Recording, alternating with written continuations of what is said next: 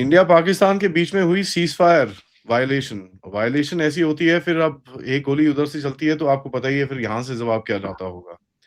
ये हुई है कुपवारा सेक्टर के अंदर, जो बेसिकली ये प्रोवोकेशन करते हैं। करते क्या है, और जो मेरे को अभी ग्राउंड से पता चला है कि एक कोई बंकर-शंकर बनाने की कोशिश थी वहाँ पर, फॉरवर्ड एरिया में आके यहाँ के बंकर बनाने की ज़रूरत थी, जो पाक इंडियन आर्मी ने बहुत बारी मना करा है कि मत करो यहाँ पर। अब ये सुनते नहीं है, तो उनको मना करा, थोड़ा-सा स्ट्रांगली बोला, तो इन्होंने 4-5 राउंड अपनी तरफ से फायर करे इंडिया के ऊपर। अब फिर क्या था? फिर वो छोटा आम, अब वो उसने अगर एलएमजी से फायर किया होगा, तो यहाँ एमएमजी से फायर होगा, उसने अगर एमएमजी से फायर किया होगा, तो यहाँ एचएमजी से होगा। वो एक वन अपशमैनशिप रहती है, और करीब आधा पौने घंटे तक काफ़ी ज़बरदस्त उस जगह पे फायरिंग चलती रही। It was pretty much one sided. लेकिन देखिए, ये इसके पीछे एक कुछ स्टोरी है, और ये it's not just an isolated incident. इसको ज़रा थोड़ा-सा हमको डीपली देखना पड़ेगा, because Pakistan is trying something funny. क्या है? बात करते हैं पथिकृत साहब से। नमस्कार, जय हिंद, जय Bharat and welcome to Dave Talks. नमस्कार आदि भाई। देखिए, एक चीज़ है कि आप अभी जो इस इंसिडेंट की आप बात कर रहे हो, व्हिच इज़ अ रियलिटी, लेकिन फिर भी मुझे लगता है कि जैसे हम लोग डिस्कस कर रहे थे, ये एक लोकलाइज्ड इंसिडेंट है।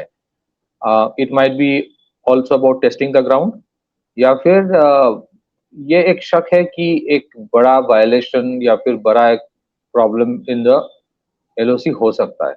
उसका एक कारण है, कारण ये है कि अभी जो स्थिति है इन द पीओजे के रीजन, पीओके जिसको हम लोग कहते हैं, उसमें जो स्थिति इसी वक्त है, उसमें things are not too much under the control of the government of Pakistan.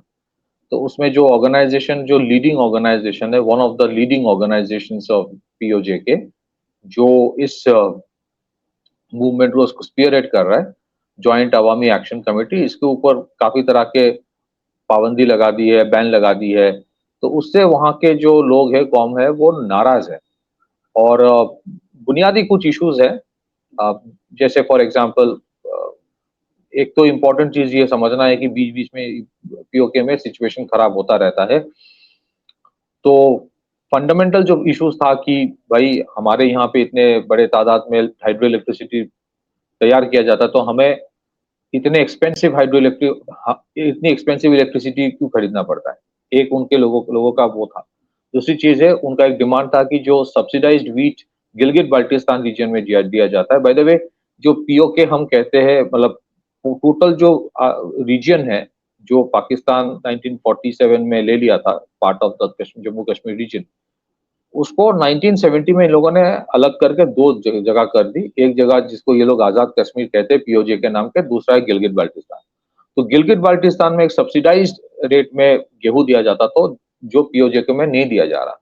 इसको लेके एक प्रॉब्लम था। थर्ड है कि फिर बाद में सम मोर डिमांड्स वर रेज्ड कि जो 12 नॉमिनेटेड सीट्स है वहां पे, why are they being nominated, तो उसमें जो लोकल रिप्रेजेंटेशन है उसमें एक इम्बैलेंस आ रहा है।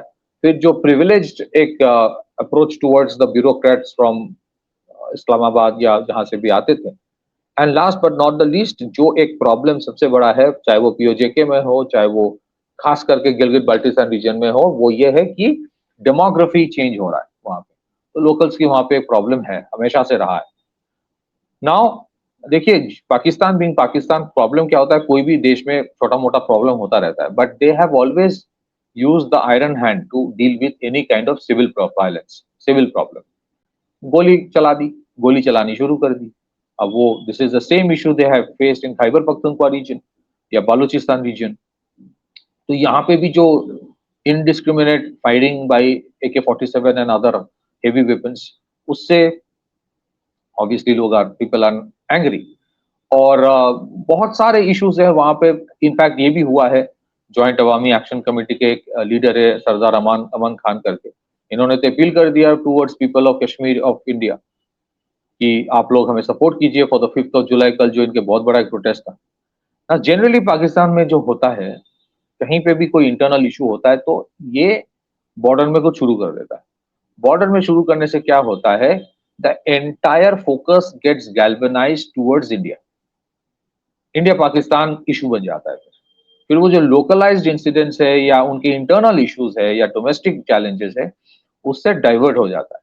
दूसरी चीज होता है कि अगर राइट नाउ पीओजेके में एक रिसेंटमेंट है कि भाई इतने बड़े तादाद में मिलिट्री प्रेजेंस क्यों है वहां पे, लोगों को इस चीज से प्रॉब्लम है, या फिर बहुत सारे जो हम लोग जिनको टेररिस्ट ऑर्गेनाइजेशंस बोलते हैं उनकी जो प्रेजेंस है, इनको लेके हमेशा से प्रॉब्लम वहां पे पीओजेके में होता रहता है बीच बीच में। If there is a kind of a cease fire violation और शेलिंग इंडिया की तरफ से भी शुरू हो जाती है, तब क्या होगा कि then Pakistan gets a pretext to have a heavier deployment in that region. तो आज जो सिविल वायलेंस या सिविल अनरेस्ट को कंट्रोल करने के लिए वो मोबिलाइज कर रहा है पाकिस्तान रेंजर्स या दूसरे पैरामिलिट्री या आर्मी को, और उसको लेके प्रॉब्लम क्रिएट हो रहा है, अगर एक इंडो पाकिस्तान कोई वायलेशन होता है सीज फायर का, या फिर वहां पे चैलेंजेस होता है, बॉर्डर टेंशन बढ़ता है, then it is easier for Pakistan establishment to say कि इसी वजह से मैं भेज रहा हूं, और फिर there is an unspoken emergency लगा दो, फिर nobody will be allowed to protest anymore. That has been अब ये हम लोगों को कैसे पता, ये ऐसा थोड़ी कि कोई स्पेसिफिक इंटेलिजेंस हम लोगों के पास है, नहीं है, this is been a template for them. और इस टेम्पलेट बार बार जैसे वेस्ट की एक एनर्जी वाला सिचुएशन होता है ना, कहीं पे भी एक स्टूडेंट प्रोटेस्ट से शुरू करवा के ये कर दो, तो इनकी भी एक टेम्पलेट होता रहता है, कहीं पे भी कुछ होता है तो एक इंटरनेशनल फोकस आ जाए, ऐसे बॉर्डर में क्लैशेस शुरू करवा दो। So they have always used India as a bait for galvanizing the country. Internal challenges अभी भूल जाओ, इंडिया तुम्हारे सबसे बड़ा दुश्मन है, काफिर देश है, वो आ रहा है, उसके खिलाफ सब खड़े हो जाओ। Yeah, they have always done that. So this time also, I think there is a possibility. हालांकि अभी जो हुआ है वो it was a very localized incident, but and it is also true कि पाकिस्तान की अभी जो financial situation है, they are not in a position to have a long drawn war. एक दूसरा operation Sindoor is not something they are desiring for, लेकिन एक controlled border tension is something that might benefit them, a controlled border tension. तो उसके वजह से अगर कुछ वहां पे होता है, I will not be surprised, that's one. और अगर वहां पे कुछ होता है, they also know that they might have a banking of Washington. Washington आके बोल देगा इंडिया को, नहीं ये मत करो, पाकिस्तान को बोलेगा ये मत करो, एंड देन ये पूरा फोकस इज एक ऐसी जगह पे चला जाएगा कि पीओजेके वाला जो अभी फोकस है वो नहीं रहेगा। हालांकि इट्स अ रियलिटी कि अमेरिका क्या बोलेगा इंडिया सुनेगा नहीं अगर पाकिस्तान की तरफ से कुछ होता है। एंड ऑफ सिंदूर में जो 4 दिन का ऑपरेशन था वो सब वो पता, everybody knows. But media glare अभी जो पीओजेके में है, that has to be diverted, that is a very big, and PoJK is emerging to be another Baluchistan. PoJK में एज ऑफ ईयर जितने सारे अनरेस्ट हो रहा है, these are basically civil unrest, normal civil unrest, these are not armed insurgency, and that is something, मतलब अगर आप मैं पर्सनली भी बोलूंगा कि पाकिस्तान एस्टैब्लिशमेंट जिस दिन समझ जाएगा कि ये सारी चीजों का सोल्यूशन बंदूक नहीं है कि गोली मारने से सब खत्म कर दो, that day Pakistan will be in a better position to control their internal dissent. Internal dissent हर जगह पे होता है, but the difference is how you deal with it. So this is the shorter version of the longer story, but we need to be very careful about one thing. आदि भाई, एक बहुत बड़ा problem है, जिस तरह के उनके इन्फ्लेशनरी प्रेशर से फूड ग्रेन का प्रॉब्लम है, इंटरनल क्राइसिस है, बहुत बड़ा है, जो बाहर से थोड़ा बहुत पता चलता है लेकिन अंदर है। वो जो पिक्चर था कि 12 लोग एक बोरी गेहूं के पीछे लड़ाई कर रहा है, that situation has not improve much. अगर इस तरह का सिचुएशन चलता रहा और इस तरह के इंटरनल डिसेंट चलता रहा, इंटरनल अनरेस्ट चलता रहा, India should be very careful about one issue, that is about mass migration across the border.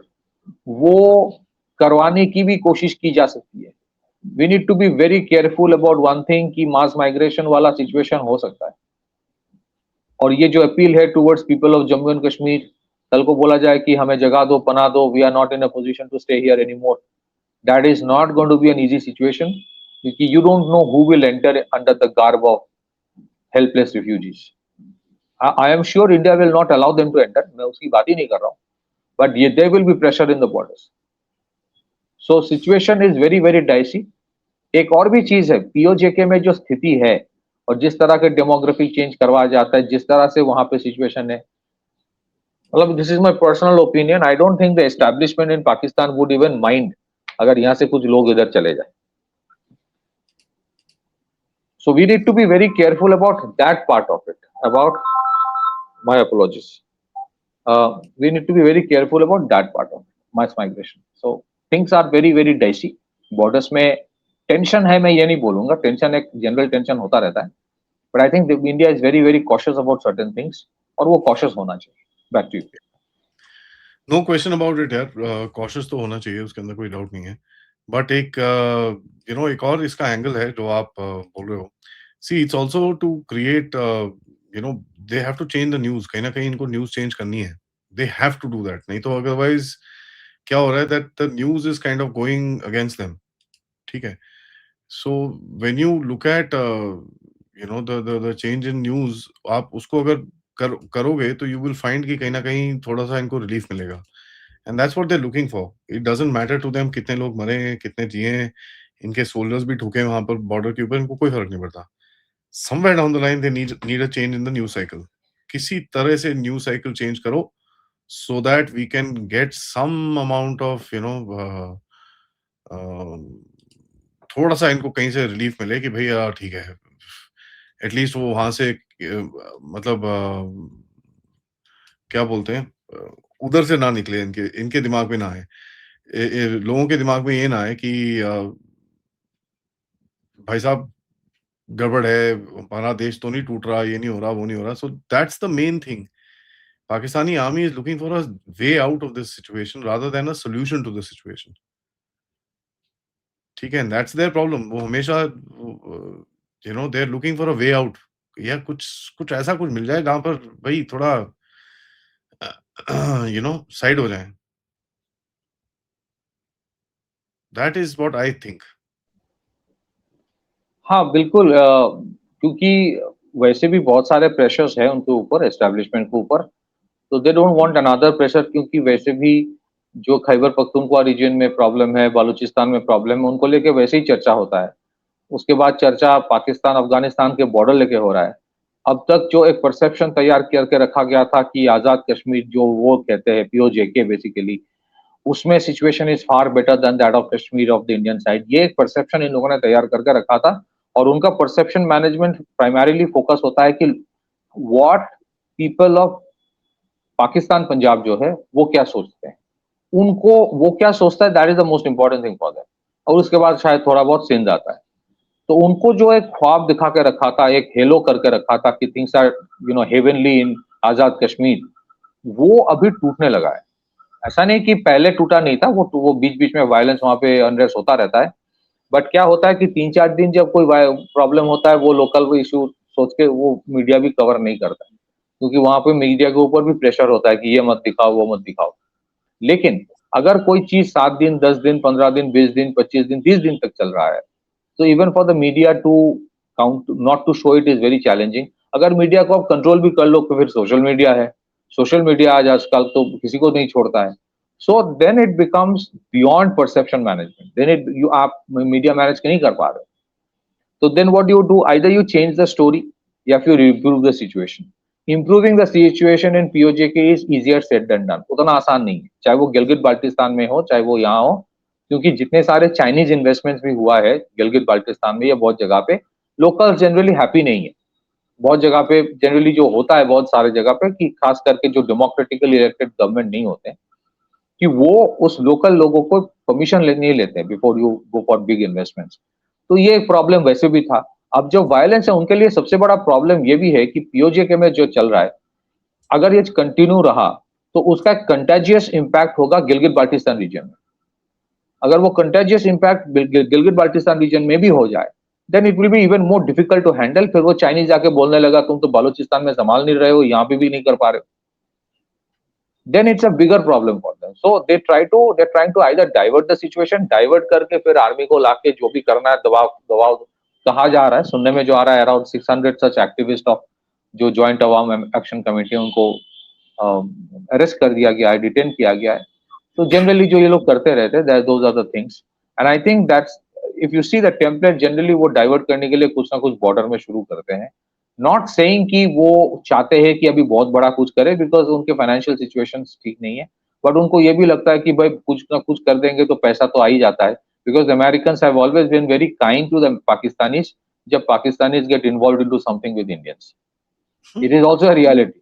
Pakistani के लिए तुरंत कोई IMF या वर्ल्ड बैंक का लोन तुरंत क्लियर कर देते. They have been very kind in that way. तो there are lot of calculations. ऐसा नहीं कि हम लोगों को पता है कि क्या कैलकुलेशन है, but I think India is very cautious right now about what is happening. Last but not the least, I at the cost of repeating I want to say ये माइग्रेशन वाला इशू हमेशा से एक problem है.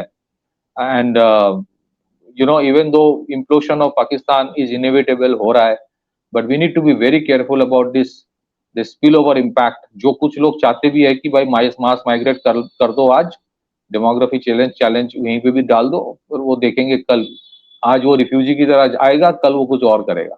So that's the reason we need to be very very careful about what's happening there. Back to you. Thanks भाई for that. सबसे request है, video को लाइक करिए, सब्सक्राइब करिए, and let's wait and watch as to what is happening. We will keep updating you, and also सबसे request है, if you can please support the channel. Description check करिए and join our website. नमस्कार, जय हिंद, जय भारत. नमस्कार.